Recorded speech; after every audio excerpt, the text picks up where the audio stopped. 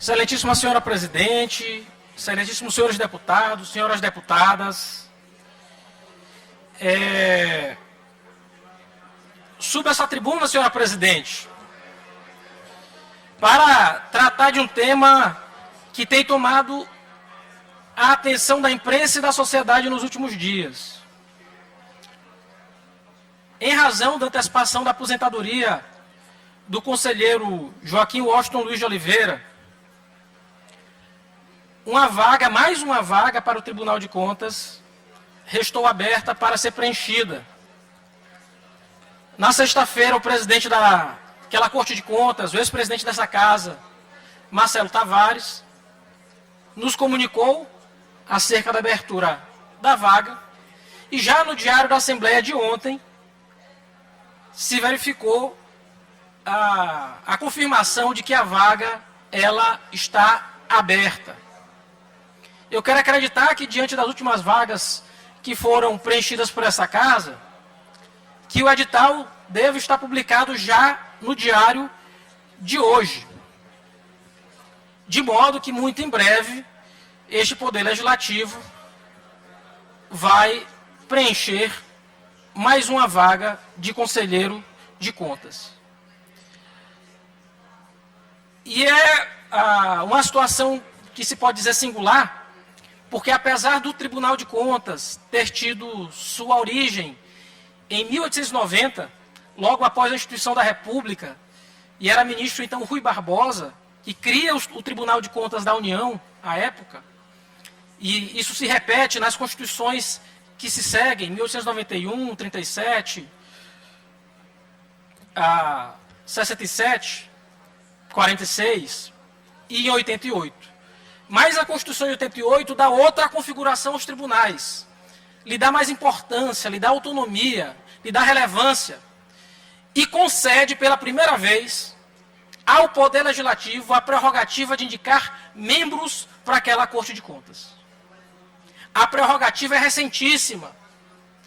Até 1988, isso aí praticamente durante um século, porque o primeiro TCU é de 1890,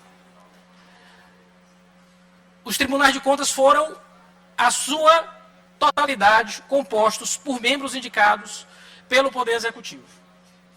E essa forma de composição da Corte de Contas muda drasticamente, assim como muda a sua característica, o seu modo de ser, o seu modo de fazer. Pois bem, senhora presidente, eu quero de pronto, e já pedi voto a muitos membros dessa casa, e falarei individualmente com cada um dos senhores e das senhoras, mas quero dizer que, com muita honra, estou candidato à vaga para conselheiro do Tribunal de Contas do Estado do Maranhão. Sei que, ainda que o edital não tenha sido lançado, a gente já tem um candidato, né, que teria recolhido já até mais de 30 assinaturas de membros da casa. Não tenho nada contra ele, a candidatura não se volta contra ele, é importante dizer. Conheço o Flávio há muitos anos. Era diretor da Escola Superior de Advocacia quando o recebi na OAB. Ele ainda iniciando, dando os primeiros passos no mundo do direito. Ele era presidente da Comissão de Jovens Advogados, ele tinha lá poucos meses de formado, e eu, o deputado Rodrigo Lago, que também fazia à época parte dos quadros da OAB, ele, Rodrigo, já conselheiro, a gente pôde atuar com o Flávio, e tenho muito apreço à pessoa do Flávio. Não é nada contra o Flávio. Mas trata-se, senhores e senhoras, primeiro, de salvaguardar uma prerrogativa do Legislativo maranhense. É prerrogativa da Assembleia. E a gente não pode retroceder uma conquista tão cara desde 88. Essa prerrogativa deve ser resguardada. E minha candidatura cumpre esse propósito. Eu quero aqui dar mais uma opção para o parlamento. Mais uma opção aos 42 deputados. Não se trata aqui de medida para impor qualquer tipo de oposição ao governo do Estado. Nada disso. Longe disso. Mas a prerrogativa do parlamento, eu acredito, e falei isso já na semana que se passou, antes mesmo do conselheiro Washington se aposentar, que a casa deveria ter candidatura própria. Que a casa deveria, e falei o nome de diversos colegas que têm condições, tenho certeza, reúnem todos os atributos para eventualmente ser conselheiro de contas do TCE Maranhão. Falei da deputada Andréia, mas poderia falar do nosso ex-presidente, ex-governador, decano aqui da casa, Arnaldo Melo, falei do Aliston, falei do deputado Glauber, ou poderia ser o deputado Neto, mesmo o deputado Rodrigo. Não faltam candidatos, ou não faltam deputados e deputadas aptas a concorrer à vaga naquela Corte de Contas.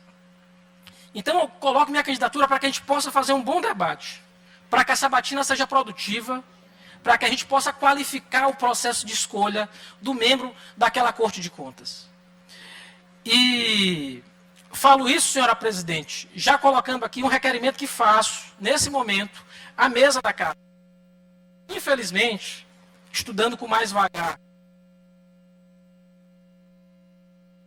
o processo de escolha dos membros de Corte de Contas por essa casa, a gente tem cometido 3 erros.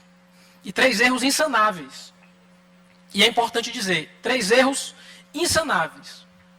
Primeiramente, a gente está utilizando um decreto legislativo de 1990, ainda assinado por Ivar Saldanha, que regulava a época, porque inexistente previsão, nem regimental, nem legislativa, regulava a época o procedimento para a escolha de conselheiro de contas, porque não era a Assembleia que o fazia, era o Poder Executivo.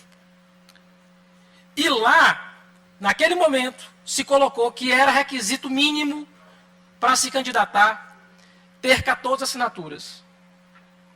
Requisito esse que, em tese, eu não poderia já ultrapassar, porque o outro candidato já tem mais de 30 assinaturas. Só que, devo dizer, senhora presidente, a gente está errando.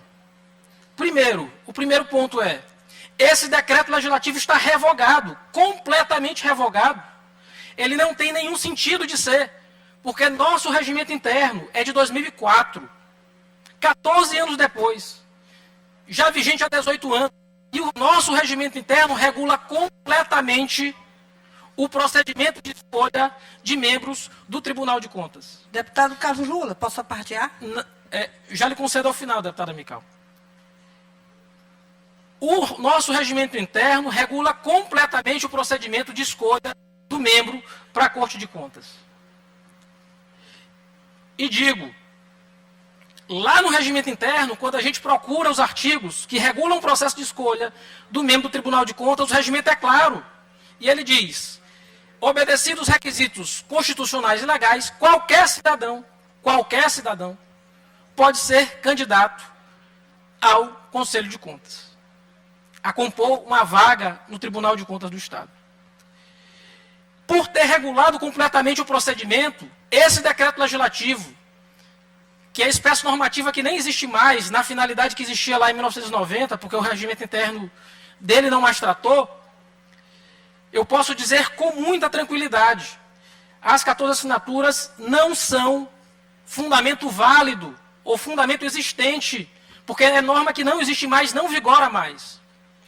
Mas ainda que eu entenda, senhora presidente, que as 14 assinaturas são uma exigência legal, constitucional, portanto, a norma ainda está em vigor, eu posso dizer com muita tranquilidade, as 14 assinaturas são fundamentos completamente inconstitucionais. Porque a Constituição exige 1/3 de assinaturas em medidas excepcionais, deputado Neto. 1/3 de assinaturas para propor CPI. 1/3 de assinaturas para tramitação de PEC, proposta de emenda à Constituição. A gente não pode, por ato infralegal, infranormativo, impor exigência tão gravosa a impedir a existência de minorias. Se a gente for olhar todo o processo que regula em qualquer assembleia, nenhuma terá uma condição tão gravosa e tão impedidora de candidaturas plurais aos tribunais de contas. Eu poderia até utilizar, senhora presidente, o sinônimo, o parâmetro do Congresso Nacional. No Congresso, as candidaturas postas, elas necessitam, obviamente, quando abre vaga para o TCU, de um requisito só, assinatura de qualquer membro de uma liderança. É suficiente. E eu teria essa assinatura mais do que suficiente para poder concorrer. E digo isso com muita tranquilidade. Me parece que esse requisito é um requisito impeditivo, ilegal, inconstitucional e que não pode se manter. Já faço de pronto aqui do púlpito o requerimento a essa mesa para que o revogue. Mas há dois outros pontos, senhora presidente, que estão a colmatar problemas no processo de escolha dos membros da Corte de Contas. A gente limita a 65 anos as candidaturas, por previsão da nossa Constituição Estadual. Está errado. As regras de escolhas são de repetição obrigatória do texto da Constituição Federal. E a Constituição Federal fala que o limite é entre 35 e 70 anos, e não entre 35 e 65 anos. Então a gente tem um outro limitador posto hoje no regramento da Casa, que infelizmente padece de ilegalidade. Mas tem um terceiro, senhora presidente, e esse é o mais grave de todos, eu posso dizer.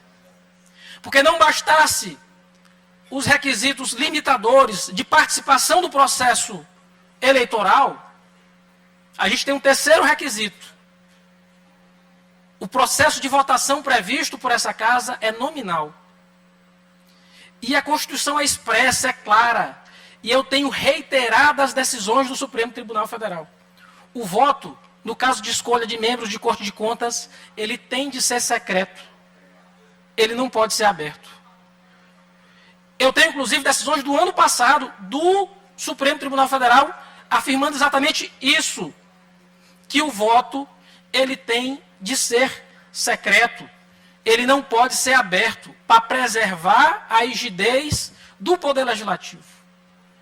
E os parlamentares se sentirem à vontade para votar no candidato que, por suas razões, entendem que preenche os requisitos. E falo isso, senhora presidente, porque, caso não haja administrativamente a retificação desses pontos, ou minha candidatura eventualmente seja indeferida, porque vou protocolar o pedido à mesa diretora, já afirmo de pronto que irei judicializar, porque tenho certeza que o direito está do meu lado. O direito está do meu lado. Mas, já concedo a parte, deputado Rodrigo, mas quero também afirmar, e já encaminhando para o final do discurso para não ficar muito longo, eu tenho certeza que minha trajetória preenche os requisitos constitucionais de trajetória jurídica, de conhecimento no direito, na economia, na administração, conhecimento financeiro. Porque tive uma longa trajetória no direito, de ser membro da Academia de Letras, de ser escritor, de ser autor de diversas obras, de ser coautor de outras tantas obras, de ter cursado mestrado em Direito Constitucional, estar cursando doutorado em Direito Constitucional, de ter feito MBA em Administração, de onde pude ser colega do deputado Florencio Neto, de ter feito especialização em Direito Constitucional, em Processo Civil, de ter me especializado em Direito Eleitoral, de ter sido secretário de Estado, com muita honra, de ter sido presidente do Conselho Nacional de Secretários de Saúde, de ter gerido grandes orçamentos públicos, orçamentos que perdiam apenas para o orçamento dentre as cidades do Maranhão, só para a cidade de São Luís. E ter minha trajetória limpa, rígida, e chegar aqui com muita hombridade, com muita tranquilidade, com muita serenidade, para pedir o voto de cada um e de cada uma. E dizer que sou candidato a esse cargo. E mais, eu acredito que o trabalho, no sentido de aperfeiçoar as instituições, é oportuno. Porque, nesse momento, a gente reúne as condições para participar de maneira decisiva do processo a respeito do Tribunal de Contas do Estado do Maranhão. E, por fim, dizendo, isso não é fruto de uma ideia individual ou de um posicionamento unicamente pessoal. Longe disso. E digo mais, não é voz minoritária no Legislativo maranhense. é fruto de uma voz coletiva. E reflete algo muito simples. A de que nossos deputados, como já aconteceu outras vezes no passado, dispõem de todas as qualidades para compor a função de conselheiro ou conselheira do Tribunal de Contas do Estado. Poderia ter sido outro. Estou sendo eu nesse momento, senhora presidente. E com muita honradez, digo, com muita humildade, vou fazer questão de, nos próximos dias, reunir com cada um e com cada uma de vocês e pedir o voto, para que a gente tenha condições de construir um poder legislativo melhor, um tribunal de contas melhor para a sociedade. Já concedo a parte a deputado Rodrigo Lago. Deputado Carlos Lula, me orgulha muito ter caminhado com Vossa Excelência durante longos anos na advocacia e quis o destino também no governo do Estado e agora na Assembleia Legislativa. Portanto, convivo com Vossa Excelência, se a memória não me falha, desde o distante ano de 2008, quando Vossa Excelência já militava na Justiça Eleitoral. Eu, um pouco mais velho, eu já estava militando na Justiça Eleitoral já havia alguns anos, e nos encontramos nos corredores do Tribunal Regional Eleitoral durante muitas causas e muitos debates importantes naquela corte eleitoral, que nós fizemos carreira. Eu, durante 15 anos, por lá estive advogando, e por lá depois encontrei Vossa Excelência, muitas das vezes em lados opostos, mas sempre de forma muito respeitosa.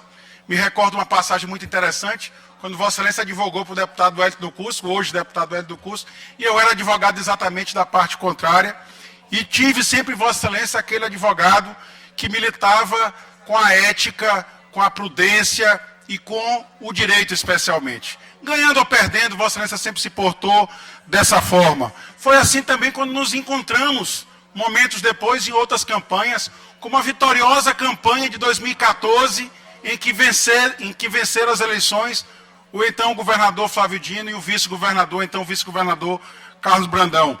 E tivemos o orgulho e a honra de participar daquele que foi o melhor governo da história do Maranhão, que foi o governo Flávio Dino Carlos Brandão, iniciado em 2015, eu, secretário de Estado da Transparência, Vossa Excelência logo depois alçado ao cargo de secretário de Estado da Saúde, o melhor secretário que nós já tivemos, não à toa, presidente do CONAS. Então, Vossa Excelência, com seu currículo, se habilita a exercer essa função de conselheiro do Tribunal de Contas do Estado. Eu tenho certeza que orgulhará muito o povo do Maranhão e orgulhará também esta casa. Porque até bem pouco tempo, a gente sabe disso, havia uma distorção na composição do Tribunal de Contas. O Poder Executivo tinha 4 vagas e o Legislativo tinha 3. Enquanto a Constituição, o modelo da Constituição Federal, que é reproduzido pela nossa Constituição do Estado, dizia que são 4 vagas do Poder Legislativo. Salvo engano, somente com a indicação por esta casa de um parlamentar, do ex-presidente da Casa, ex-governador em exercício, deputado Marcelo Tavares, hoje presidente do Tribunal de Contas do Estado, em que a composição realmente se conformou. 4 vagas do Legislativo, 3 vagas do Poder Executivo. E esse sentimento é o sentimento da Casa. A Casa deseja indicar um membro para o Tribunal de Contas, porque essa é a conformação feita pela Constituinte de 1988 e pela nossa Constituinte Estadual de 1989. Então, deputado Carlos Lula, eu subscrevi seu pedido, e digo isso muito abertamente, que fiz com muito orgulho, muita honra, e fiz por 2 motivos. Um, pela sua história, pela sua trajetória, e o outro candidato que se apresenta sequer pediu meu voto, sequer pediu meu apoio, ninguém pediu minha assinatura. Então, de qualquer forma, assinei seu pedido, assinarei seu pedido e votarei muito tranquilamente em Vossa Excelência. E também estou de acordo que na parte jurídica a Casa precisa rever esse procedimento, adequá-lo às normas constitucionais, adequá-lo à jurisprudência do Supremo Tribunal Federal e à nossa Constituição da República. Se Deus quiser, essa casa terá um grande conselheiro, um grande representante. E digo também de peito aberto, nada contra o candidato Flávio, a quem eu conheci na OAB. Eu já era conselheiro seccional da OAB quando o Flávio Costa prestou compromisso naquela ordem dos advogados. O acolhemos como um jovem advogado. Muitas parcerias foram feitas com a Escola Superior da Advocacia, que Vossa Excelência era diretor-presidente. Então, seu currículo, mestrado em Direito, mais de 10 anos na advocacia, quase 10 anos na administração pública, exercendo função direta e agora um mandato eletivo que orgulha o povo do Maranhão. Se Deus quiser, nós vamos aprovar a sua indicação, um grande nome que representará muito bem essa casa no Tribunal de Contas. Meus parabéns, deputado Carlos Lula. Deputado Lula, gostaria de uma parte também, por favor. Primeiro, bom dia a todos os colegas aqui da casa. Dizer que, primeiro, lhe dar os parabéns pela a coragem que você está tendo de colocar o seu nome à disposição, mesmo já sabendo que tem um pré-candidato, que já tem assinatura de maioria da casa, que provavelmente no atual cenário irá se eleger, mas você está puxando um debate super importante para essa casa, onde tem uma tradição de eleger sempre o candidato indicado do governo do Estado, e com isso acaba criando uma barreira muito grande para as outras pessoas que sonham em disputar esse cargo, assim como também o sindicato lá do Tribunal de Contas já se manifestou, e vai tirando a oportunidade das outras pessoas que estão fora do quadro, que estão fora da política, que estão fora do círculo do governo do Estado. Quando eu digo governo do Estado, eu não digo só do atual, porque isso é uma prática antes dele, é só mais um que está seguindo esse rito, que já é tradição, e precisamos quebrar essa tradição, até porque temos juridicamente condições disso. É importante que cada um possa se inscrever, disputar a eleição. Entendo que essa disputa é saudável, principalmente para a casa e para a população do nosso Estado. E mais importante ainda é a questão do voto secreto de ser. Afinal de contas, eu posso falar aqui com mais legitimidade do que qualquer um dessa casa. Afinal de contas, eu fui o único deputado que não votei na primeira indicação do governador, do seu sobrinho, e até hoje eu sinto que eu sofro represárias por causa disso. Mas mesmo assim não me acovardei, fui lá, me abstive, não assinei lista do pré-candidato de novo do governo do Estado, mesmo ouvindo o conselho de alguns que eu tinha que assinar, que já não votei no primeiro, não vou votar no segundo de novo, e não irei votar novamente na indicação dele, por ser contra esse tipo de política, mesmo que eu seja novamente o único. E já sei que dessa vez não estou sozinho, porque tem um senhor que está se candidatando ao cargo, e parabenizo pela a coragem também. E reforço também que irei votar no senhor, apesar da gente ter os debates eleitorais aqui, a questão da Prefeitura de São Luís, com o meu irmão, o posicionamento que o senhor tem, mas no primeiro ano que eu tive nessa casa, que eu fui membro da CCJ, o senhor foi escolhido como presidente da comissão. Eu no começo fiquei meio, não sei dizer se o termo certo é triste, mas preocupado. Pô, Carlos Lula é adversário político, vai ser o presidente da comissão, vou me dar mal na história, mas muito pelo contrário, eu sempre soube durante o ano na presidência da Comissão de Constituição e Justiça diferenciar essa questão política do seu trabalho técnico na comissão. O senhor, muito pelo contrário, muitas vezes me ajudou. Os projetos que eu pedi para ser o relator, se não tivesse um outro pedido também, o senhor me deu a preferência para ser, assim como alguns conselhos jurídicos, alguns projetos meus, inclusive, o senhor me ajudou na defesa. Então também pode contar com o meu voto pela sua candidatura, que é muito importante para essa casa, e não só nessa legislatura, mas também para o futuro aqui da Assembleia do nosso Estado. Muito obrigado. Agradeço as palavras, deputado Fernando Braide. Não havendo mais pedido de parte, senhora presidente, deputado Mical, perdão, deputado Mical. Vossa Excelência, com a palavra. Deputado Carlos Lula, quero agradecer a oportunidade de fala. Eu estou aqui analisando aqui a sua fala, você falando sobre a sua trajetória histórica, política, sobre o seu currículo.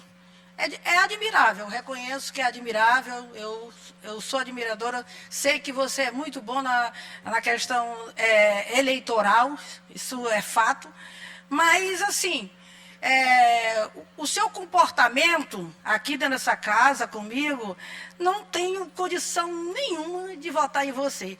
E o que eu fico mais triste, deputado, é que você cobra muito da presidente Iracema, para que sempre eu tumultuo essa casa.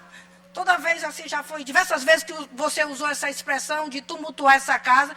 E eu vejo que você agora quer tumultuar essa casa, visto que mais de 30, ou se não 30 deputados já escolheram Flávio Costa como membro do TCE, nós já decidimos isso, e nós estamos fazendo isso de forma voluntária, ninguém nos obrigou, ninguém aqui é marionete, nós vamos votar em quem a gente achar por bem, e você passou pela Secretaria de Estado do Maranhão e você não foi bem, a sua gestão foi péssima, para eu aqui indicar você para o Tribunal de Contas, não tem condição, e eu quero aqui dizer que o deputado Rodrigo Lara falou, se Deus quiser, com fé em Jesus, você não será, até porque nós já decidimos aqui, você quer colocar essa casa em desgaste, porque os colegas deputados aqui, nenhum estão fazendo aqui na marra, é à vontade, é por livre, espontânea vontade. E você aqui nessa casa não tem respeito por mim. Quantas das vezes você já me contestou aqui nessa casa, não respeita a minha ideologia e tem afrontado aqui o segmento evangélico. E eu sei de que lado você está. Por isso, o meu voto é não. Agora eu lhe digo, o meu voto é não para você. Deputada Micael, eu agradeço as palavras de Vossa Excelência. E eu faria questão de pedir voto a Vossa Excelência, mas já que a negativa está sendo dado de púlpito, não tem problema algum. Respeito a sua posição e respeito as prerrogativas dos deputados, deputada Micael. O que eu não concordo é da gente estar usando o púlpito e alguém está gritando de baixo, né? Apenas tão somente isso. O que eu estou usando aqui eu não quero tumultuar. É prerrogativa do parlamento, é minha prerrogativa poder ser candidato. Faz parte da democracia. Às vezes a gente não tem compreensão do que é democracia. E aqui, muito a cavaleiro para dizer, ninguém sente-se obrigado a votar, e nem estou dizendo que alguém aqui é marionete, as pressões de Vossa Excelência. Muito pelo contrário, estou colocando uma candidatura para que a gente possa disputar, para que a gente possa debater.